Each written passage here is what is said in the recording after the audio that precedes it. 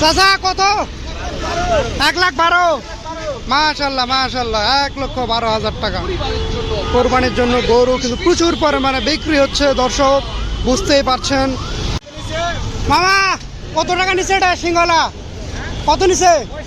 মাশাল্লাহ 1,65,000 টাকা। 5-7 জন মিলে চলে নিয়ে যাচ্ছে এই গরু। ভাই বাহাদুর কত এটা?